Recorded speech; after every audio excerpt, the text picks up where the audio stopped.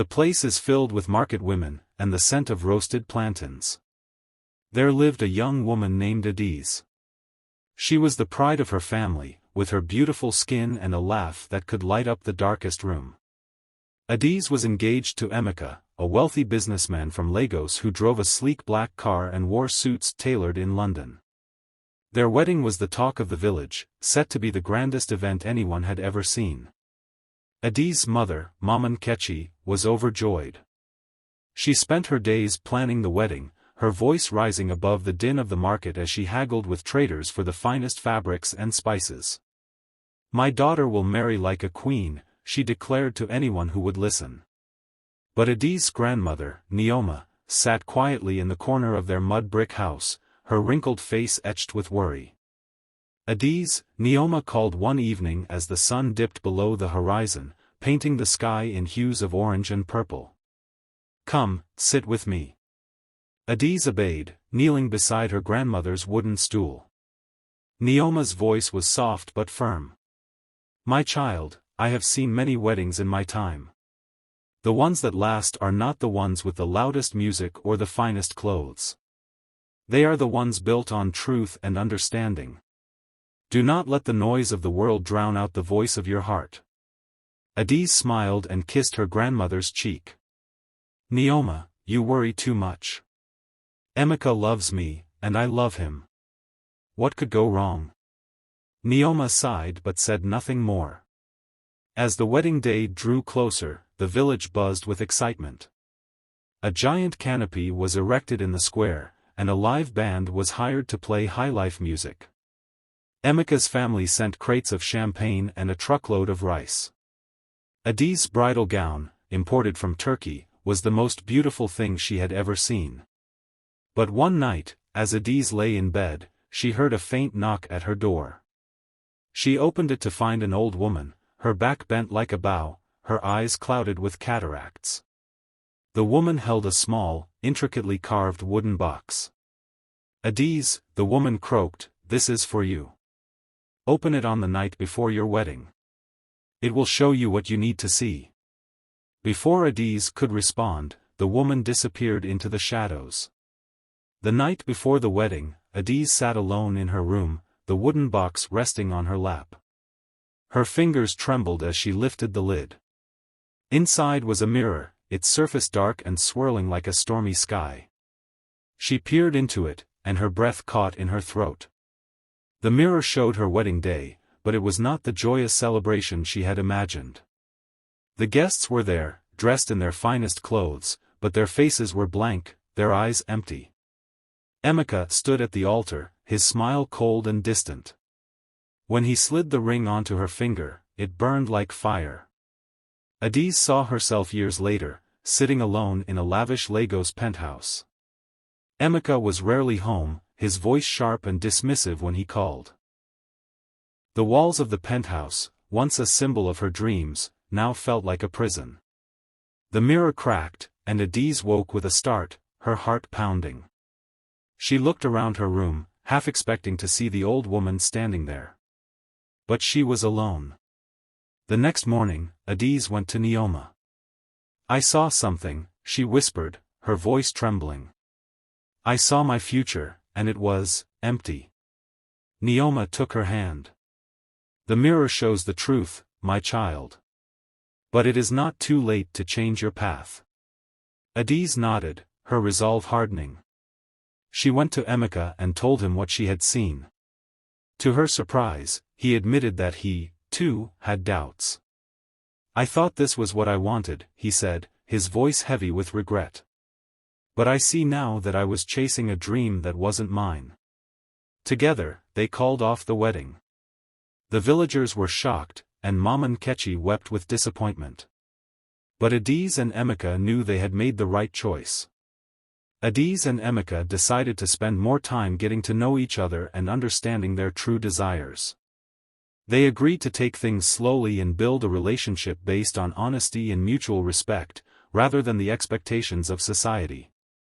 But their decision didn't sit well with everyone. In the village, tongues wagged. Market women gossiped over heaps of tomatoes and dried fish. Who cancels a wedding at the 11th hour, they asked. What will people say about Adiz now? Her chance may be gone. Mama Nkechi was beside herself with anger and disappointment. Adiz, she cried, pacing their small compound. Do you know how much I've spent on this wedding? Do you think good men like Emeka are easy to find? What will I tell the elders and my friends? Adiz tried to explain. Mama, I don't want a marriage that will make me unhappy. I want something real, something that will last. Mama Nkechi shook her head. You're being ungrateful. Look at how much Emeka has done for you. Look at the gifts, the preparations. A big wedding is a blessing. Do you want to throw it all away? But Adiz stood her ground. She turned to Neoma for comfort. Mama Nkechi doesn't understand, she said one evening, sitting by her grandmother's side. Neoma patted her hand gently. My child, people often value appearances over substance. It is hard to swim against the current, but you have chosen wisdom over folly. In time, they will see. Meanwhile, Emeka returned to Lagos, where he faced his own struggles. His family, who had already boasted about the upcoming wedding to their friends and business partners, were furious. His mother, Madam Ijeoma, called him every day, her voice sharp with disappointment. Emeka, what are you thinking? She demanded during one of their heated phone calls. Do you want to disgrace this family? Do you know how many women would kill to marry you? But Emeka was unyielding. Mama, I want to be happy. I don't want to marry just to please people. I need time to figure out what I truly want. His father, Chief Obinna, was quieter but no less disappointed. Marriage is not about emotions, son. It's about building alliances, about stability.